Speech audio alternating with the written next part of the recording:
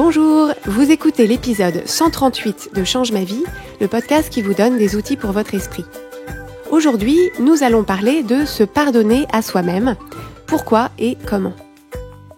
Je suis Clotilde Dussoulier, auteure, coach certifiée et exploratrice de ma vie intérieure, et je partage ici les découvertes qui ont changé ma vie. Change ma vie est un podcast publié tous les jeudis, et vous retrouverez les éléments et les ressources dont je parle sur le site changemavie.com. Abonnez-vous au podcast sur la plateforme de votre choix pour ne pas rater les nouveaux épisodes chaque semaine.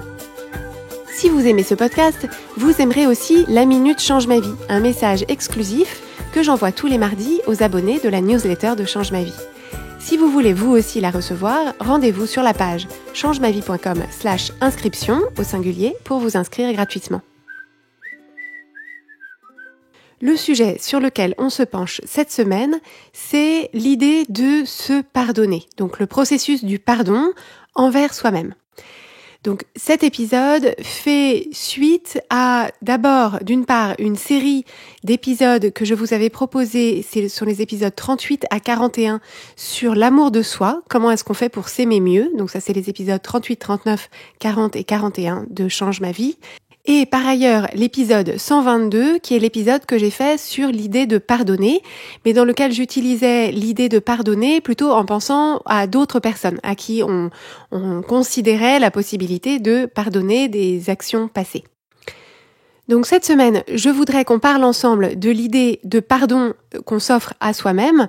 comme étant un ingrédient majeur et une brique majeure de cet amour qu'on peut se porter à soi-même, donc de l'amour de soi. Donc l'amour de soi, j'y ai consacré ces épisodes 38 à 41, mais entre parenthèses, c'est en réalité ce qu'on tisse tout au long des épisodes de Change ma vie, puisque la plupart des éléments et des enseignements que je vous propose, des perspectives que je vous propose, ont pour but de vous connaître mieux, de vous comprendre mieux et qu'on aime mieux quelqu'un qu'on comprend et qu'on connaît.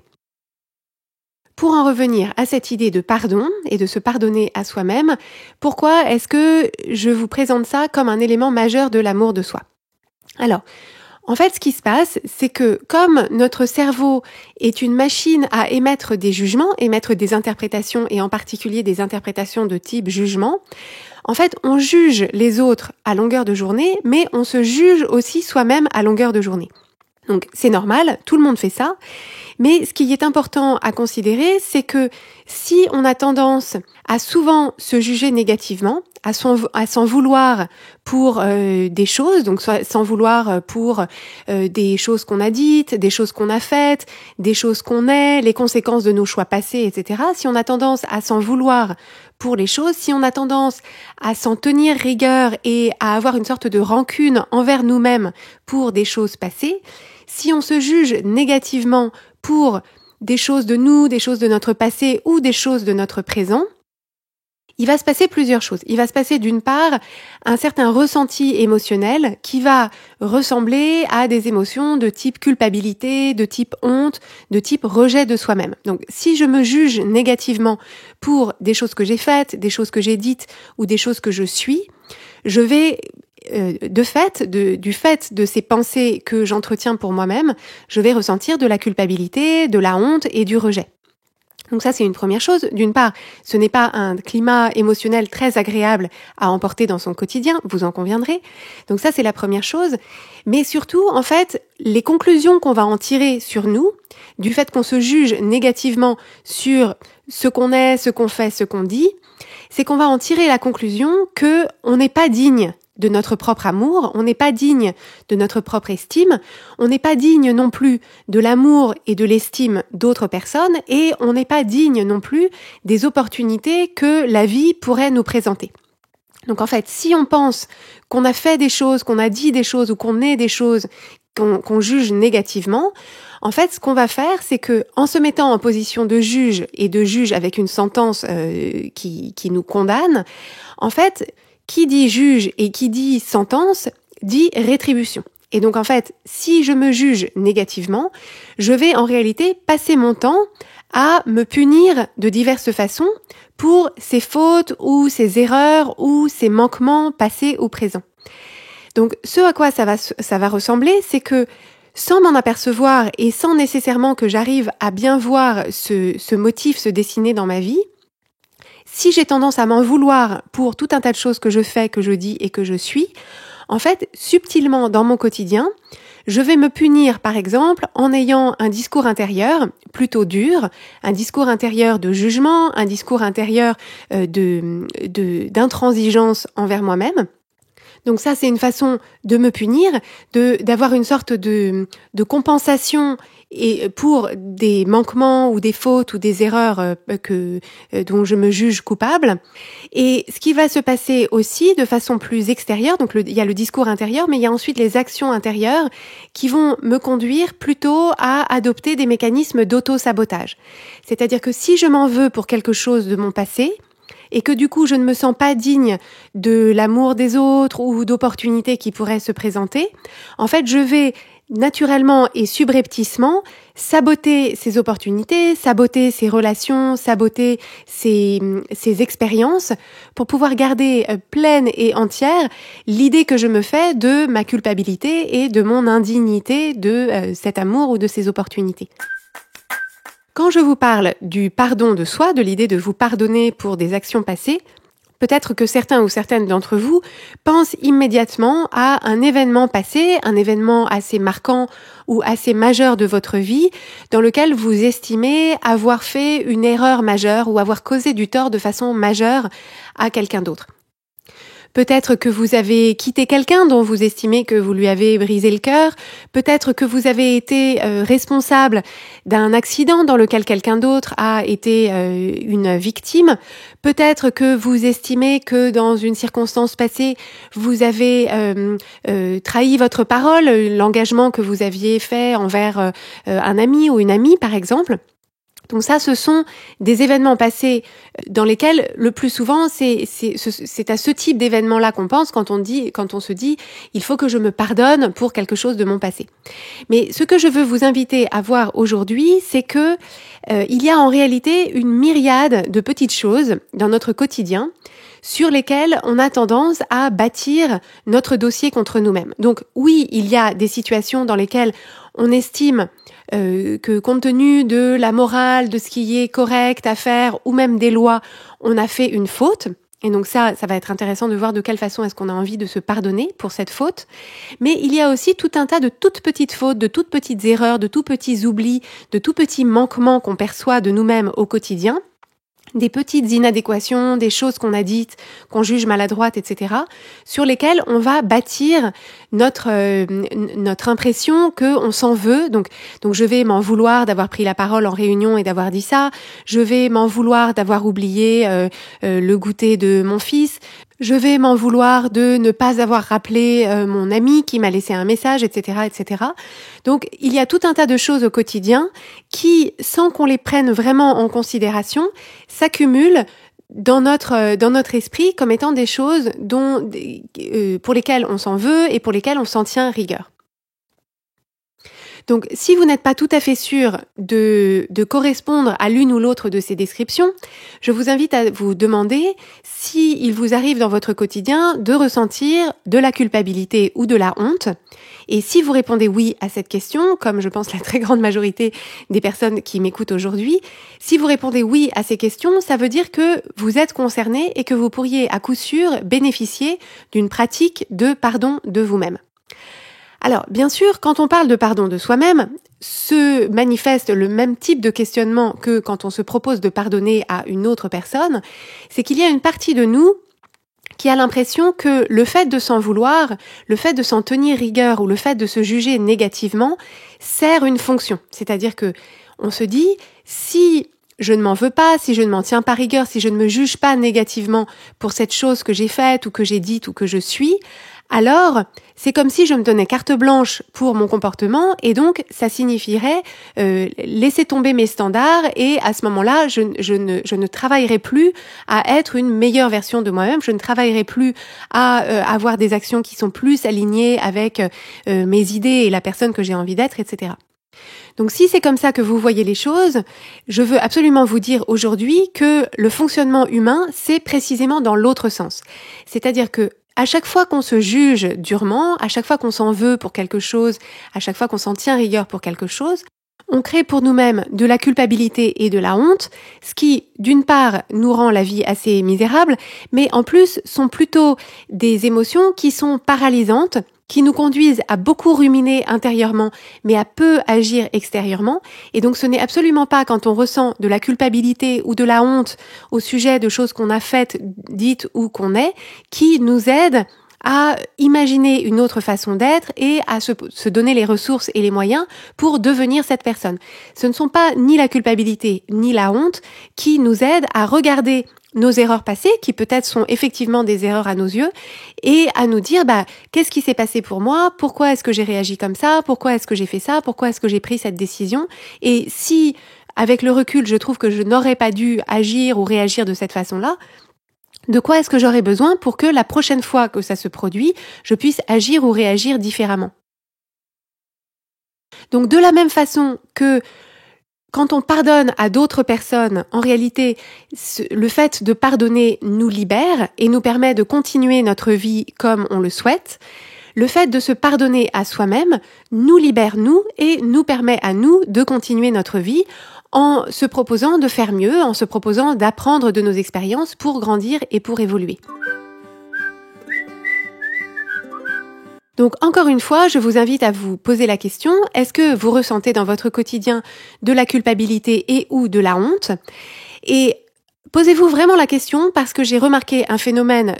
pour ma part et chez les clientes que j'accompagne, c'est qu'il arrive qu'en fait, la culpabilité et la honte, un peu comme l'anxiété, soient devenues en réalité tellement chroniques qu'on ne s'aperçoit plus qu'on ressent de la culpabilité et de la honte à longueur de journée. C'est un peu comme si on était, quand on est chez soi, on ne sent pas l'odeur de chez soi. Quand on va chez des amis ou chez des membres de la famille, on sent l'odeur de chez eux, qui est une odeur particulière qui est la leur. Mais quand on est chez soi, on ne sent pas l'odeur de son appartement ou de sa maison. Et donc c'est un peu la même chose avec certaines émotions qu'on ressent de façon assez chronique. C'est un peu comme l'air qu'on respire, on ne se rend plus compte qu'en réalité, à plein de moments de la journée, on ressent de la culpabilité et de la honte du fait de ce discours intérieur qu'on a, qui est particulièrement marqué chez les femmes dans nos sociétés occidentales. Il y a un conditionnement social qui fait que les femmes ont plutôt ont la culpabilité assez facile, c'est-à-dire qu'on a reçu globalement le message que le bien-être de tout le monde était plutôt de notre responsabilité, que c'était à nous de faire le ciment social, le ciment familial, etc., de s'assurer que tout est fluide et que tout le monde se sent bien. Et donc souvent, dès lors que les choses ne sont plus fluides ou qu'on a l'impression que les gens ne se sentent pas bien, on a tendance à immédiatement le prendre pour nous.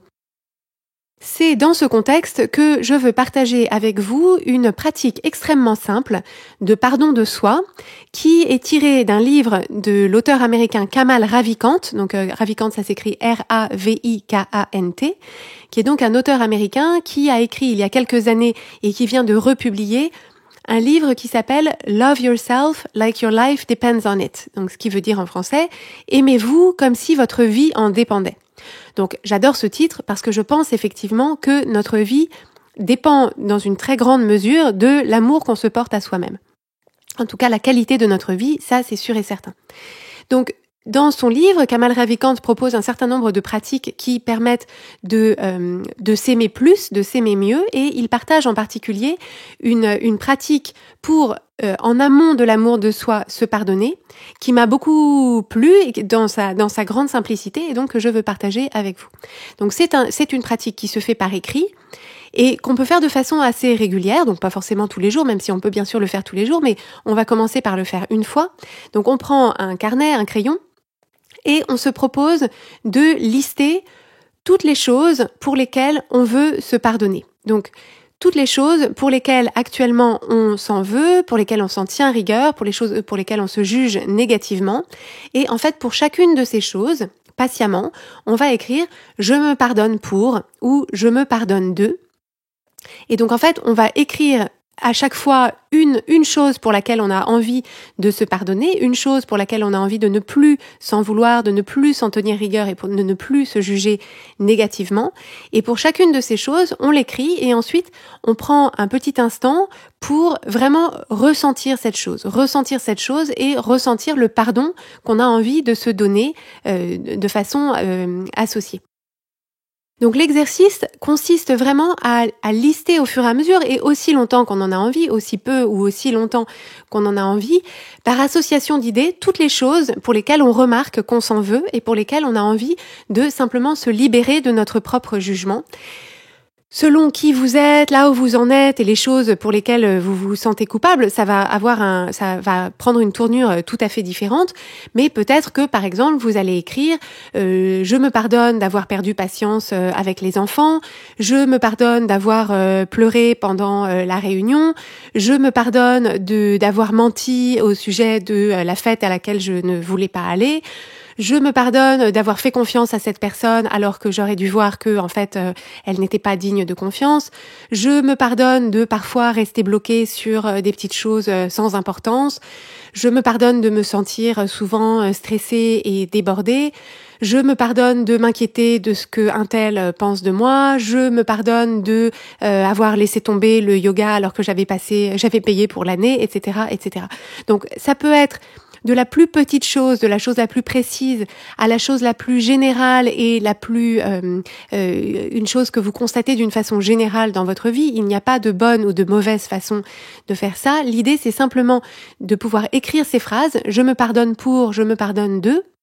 selon la construction du reste de la phrase évidemment, et de pouvoir, après chacune de ces phrases, prendre un moment pour simplement se laisser s'envoler ce que vous pensiez de vous à ce sujet, et le terme qui me vient, et c'est en anglais, c'est to let go, donc laisser filer, laisser flotter, laisser s'envoler le fait de vous en vouloir là-dessus. À la suite de cette pratique, ce que Kamal Ravikant dit, c'est que lui, la première fois qu'il l'a fait, ensuite il est allé au bord de l'océan et il a pris sa feuille de papier qu'il a roulée en boule et qu'il a jetée dans l'océan. Alors, moi je trouve qu'il faut pas jeter des boules de papier dans l'océan. Donc même si vous êtes près de l'océan, c'est pas ça que je vais vous recommander. Vous pouvez choisir par exemple de brûler la page si vous voulez. À titre personnel, je ne ressens pas le besoin d'avoir ce rituel un peu symbolique de laisser partir en fumée les jugements de soi, mais vous le faites évidemment si ça vous parle. Par contre, ce que j'ai rajouté dans ma propre pratique qui me plaît, c'est une fois que j'ai fait cette liste et que pour chacun de ces éléments, je me suis proposé de vraiment ressentir l'allègement du pardon. En fait, ce que je fais après, c'est que je relis la liste en me disant « mais bien sûr que ». Donc, c'est le « mais bien sûr que » teinté de compassion, de compréhension et d'une certaine forme de tendresse qui consiste à se dire « mais bien sûr que j'ai perdu patience avec les enfants, mais bien sûr que j'ai pleuré pendant la réunion, mais bien sûr que je n'ai pas dit la vérité au sujet de cette fête à laquelle je ne voulais pas aller, mais bien sûr que souvent je me sens stressée et débordée, mais bien sûr que je m'inquiète de ce que un tel pense de moi, mais bien sûr que j'ai laissé tomber ce cours de yoga alors que j'avais passé pour l'année, etc. » Et donc en fait, c'est le « mais bien sûr » qui permet de rétablir la connexion avec soi-même. Ce n'est pas le « mais bien sûr » résigné qui baisse les bras et se dit « mais bien sûr que j'ai fait ça et il n'y a pas moyen de faire autrement ». C'est le « mais bien sûr que » qui fait le cadeau, qui me fait le cadeau à moi-même de me dire mais bien sûr que t'as fait comme ça. T'as fait comme ça parce que à ce moment-là, t'as pensé ça, tu t'es senti comme ça et donc tu as agi ou réagi comme ça. Je comprends exactement ce qui s'est passé pour toi à ce moment-là et pourquoi est-ce que tu as pris cette décision, tu as fait ce choix, tu as agi de cette façon. Et c'est à partir de cette compréhension, de cette compassion et de cette connexion avec moi-même que le champ est complètement libre pour dire d'accord, mais donc, bien sûr que tu as laissé tomber le yoga alors que tu avais payé pour l'année, mais si le yoga, c'est quelque chose que tu as envie de faire, qu'est-ce qu'on fait? Comment est-ce qu'on fait à partir de maintenant pour que on ne laisse plus tomber le yoga, pour que on ne perde plus patience avec les enfants, etc., etc., si on a effectivement envie de changer notre comportement ou notre façon d'être ou notre façon de parler aux gens. Et en fait, ce qu'implique ce pardon qu'on peut s'offrir à soi-même, c'est le fait de se rendre compte que tous autant que nous sommes, nous nous tenons à des standards imaginaires et complètement impossibles. Et En fait, ce qui se passe, c'est que on a pour la plupart d'entre nous l'idée que pour être digne d'amour, pour être digne d'estime, il faudrait être absolument irréprochable et parfait et ne jamais rien oublier, ne jamais faire aucune erreur, ne jamais faire aucun mauvais choix ou aucun choix qui entraîne des conséquences qui finalement ne nous plaisent pas. Et en fait, en essayant de se tenir à des standards d'une part imaginaires mais d'autre part impossibles, en fait, c'est comme si on avait inventé pour nous-mêmes un jeu avec des règles du jeu qui font que quoi qu'il arrive, on sera toujours perdant. Parce que quoi qu'il arrive, on sera toujours perdant parce qu'on n'arrivera jamais à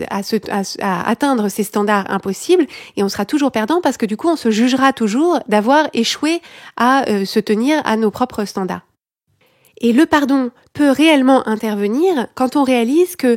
aucune histoire, aucun roman, aucune fable, aucun parcours de héros n'a d'intérêt si le héros est parfait en toute chose et ne fait jamais aucune erreur, n'a jamais aucune faille ni aucune faiblesse.